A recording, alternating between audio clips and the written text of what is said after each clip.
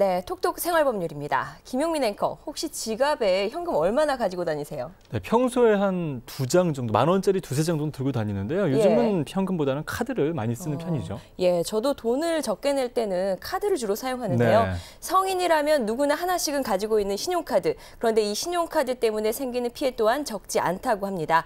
그래서 오늘은 신용카드 피해 사례를 알아보고 해결책을 들어보겠습니다. 법제처 박광균 변호사 자리하셨습니다. 안녕하세요. 안녕하십니까. 법제처 박광균 사무관입니다. 네. 예. 두 번째 출연이라 그런데 조금은 나은 것 같은데 예. 저번 방송을 보고 살을 좀 빼야 되겠다라고 제가 생각을 많이 했는데 네. 어째서 좀 더 찐 것 같아서 몸도 마음도 많이 아닙니다. 오늘 무겁습니다. 피부도 굉장히 좋아지셨고요. 그리고 예. 그 카메라 마사지법이라는 게 있거든요. 저희가 방송 끝나고 나서 꼭 알려드리도록 하겠습니다. 점점 잘 나오실 겁니다. 예, 감사합니다. 자, 오늘 저희 주제 신용카드 분실, 도난실 대처법인데 신용카드 소비자 피해 사례로는 어떤 것들이 있습니까?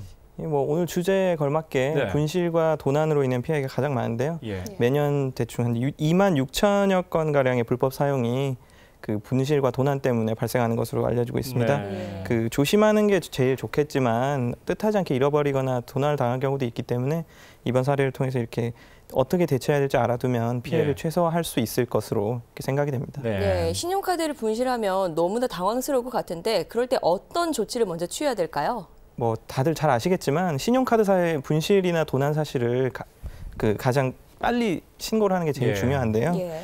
그 신고를 한 경우에 신고 이전에 발생한 부정사용과 신고 이후에 발생한 부정사용에 대해서 이 책임 범위가 달라지기 때문입니다. 그다음에 카드사에 접수를 하게 되면 신고 접수를 하게 되면 접수자, 그다음에 접수 번호라든지 신고 시점, 그다음에 확인할 수 있는 사항 같은 걸 회원에게 알려주기 때문에 그 재산상 피해를 줄이려면 이렇게 신고를 최대한 빨리 하는 것이 가장 중요하다고 볼 수 있습니다. 그렇군요. 예. 자, 그럼 실제 사례를 통해서 한번 알아보도록 하겠습니다. 자, 첫 번째 사례 화면으로 함께 보시죠. 자, 신용카드를 발급받고 카드 뒷면에 서명하지 않고 쓰던 중 A씨는 카드를 분실했습니다. 3일이 지난 뒤에 분실 신고를 했는데요. 그 사이에 누군가가 320만 원 상당의 물품을 구입했고 또 분실 신고 이후에도 120만 원 상당의 물품을 구입했습니다. 그런데 카드 사용대금 전액이 A씨에게 청구됐는데요. 분실된 카드 사용대금에 대한 책임, 과연 누구에게 있을까요? 네, 신용카드 뒷면에 지금 서명을 하지 않았고 그렇죠. 분실한 후에 3일 후에나 지금 분실 신고를 했기 때문에 네. A씨한테 책임이 있지 않을까 생각이 드는데요. 저는. 그래요? 예. 근데 저는 조금 다른 생각인데요. 예. A씨가 신용카드를 잃어버린 건 잘못인데 분실 신고한 다음에도 120만 원이 청구됐거든요. 예. 이 부분에 대해서는 카드사가 책임을 지고 전액을 다 보상해 줘야 되는 거 아닌가라는 생각이 예. 들기도 하는데 변호사님 어떻습니까? 두 분 모두 이렇게 쟁점에 대해서 네. 잘 짚어주셨는데요. 두 분 모두 다 결론에 있어서는 네. 아쉽게도 다 다 틀리셨습니다. 틀렸군요. 네. 내용이 굉장히 복잡하기 때문에 제가 예. 단계적으로 설명을 아마 드려야 될 것 같습니다. 예. 결론부터 말씀을 드리겠습니다. 결론을 말씀드리자면 미서명 신용카드로 분실이나 도난에 따른 부정 사용이 일어나면요.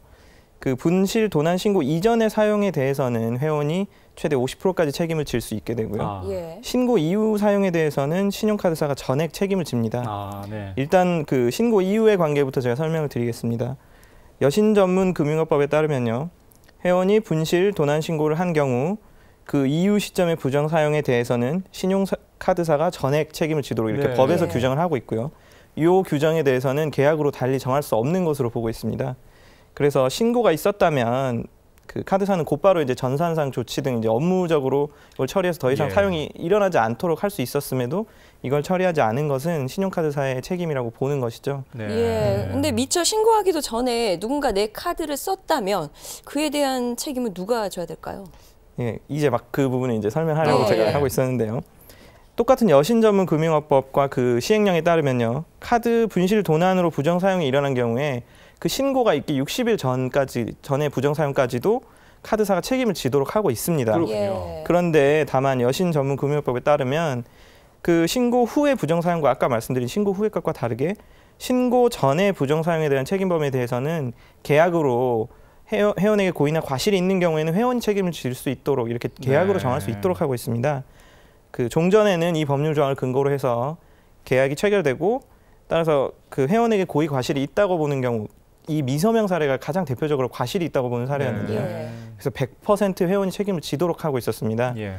그런데 올 1월에 금융감독원이 여신금융협회 신용카드사들과 그 카드 이용자의 부담을 완화하는 내용의 카드 분실 사고 도난 사고 보상에 관한 모범 규준 그리고 사고 유형별 책임 부담 비율 가이드라인을 마련해 가지고요.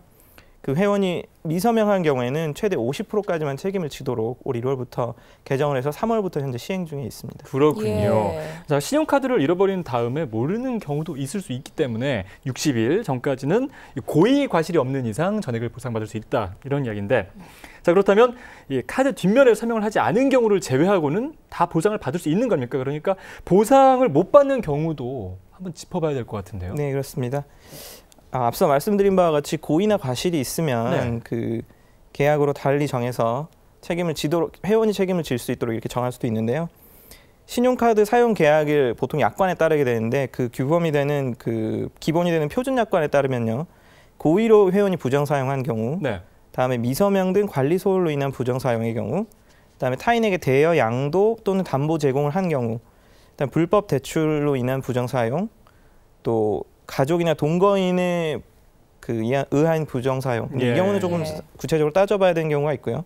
다음으로 상품 구매를 위장한 현금 유통, 소위 카드깡이라고 그러죠. 네. 이 경우. 그다음에 피해 조사를 위해서 카드사가 하고 있는데도 이걸 부당하게 이렇게 정당한 이유 없이 신고를 지연한 경우 등 이런 경우를 고의나 과실이 있는 경우를 예시를 하고 있습니다. 네.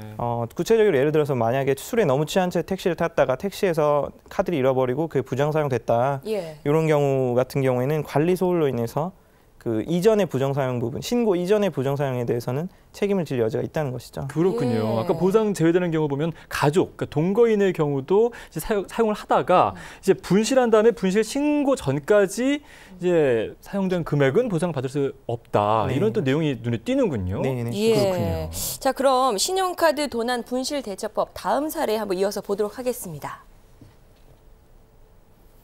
네, 퇴근길에 술을 마시고 집으로 가던 중 B 씨는 지갑을 도둑 맞았습니다. 이 사실을 모르고 자던 B 씨의 핸드폰에 신용카드를 이용한 현금 인출 내역이 문자 메시지로 자꾸 들어오자 부인은 걱정이 돼서 카드를 정지시켰습니다. 그러나 이미 범인은 계좌에서 약 700만 원의 현금을 빼간 후였는데요. 과연 B 씨는 카드 회사로부터 보상을 받을 수 있을까요? 네. 참 술이 왼수입니다. 그렇죠. 그림을 왼수입니다. 보니까 지금 눈이 많이 팽글팽글 도는 게 많이 추워졌어요. 예. 자, 그런데 이런 상황에서는 비밀번호를 고의로 유출시킨 건 아니기 때문에 이 경우에도 카드사가 전액 좀 보상을 해줘야 되는 게 아닌가라는 생각이 들거든요. 이제 앞서 살펴본 내용을 한번 정리하면서 네. 이거 적용을 해보도록 하겠습니다. 일단 신고가 있기 전에 700만 원이 인출된 사례가 되겠죠. 예. 그래서 분실 신고 전에 지금 상황이 되겠고요.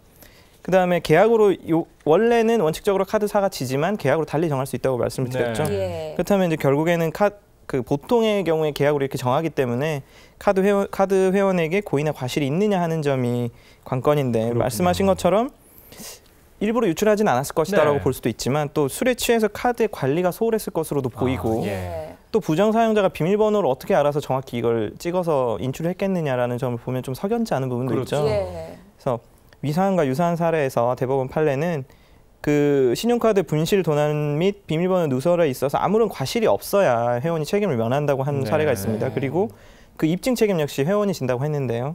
뭐 입증 책임의 문제는 워낙 어려운 문제고 그렇죠. 잘 아시면 바로 변호사로 활동하셔도 됩니다. 네. 그래서 이 부분은 설명을 좀 줄이기로 예. 하고요. 어쨌거나 대법원은 신고 이전의 부정 사용이라도 고의나 과실이 있는 경우에는 회원이 책임을 지고 그 고의 과실이 없었다는 것은 회원이 그 입증을 해야 된다라고 예. 판시했습니다. 그래서 이 사례의 경우에는 비밀번호를 한 번의 오류도 없이 했다는 그 입력해서 빼갔다는 점이나 이런 걸 비롯해서 봤을 때 봤을 때 카드 주인이 그 회원이 책임을 져야 된다. 판례의 그렇군요. 결론도 역시 같았습니다. 좀 쉽게 예. 이해를 해보자면 그러니까 이 경우에는 이 카드 주인보다는 그 신용카드 회사의 입장에서 좀 판결이 내려진 그런 부분이 아닌가라는 좀 생각이 들거든요. 특히 고의과실 같은 경우를 또 입증 책임이 이 본인에게 또 있는 것을 보아하면 자 그렇다면 신용카드 비밀번호의 경우에 이 비밀번호를 굉장히 잘 관리하는 게 중요하겠다라는 생각이 듭니다. 예. 예. 어떻게 생각하십니까, 변호사님?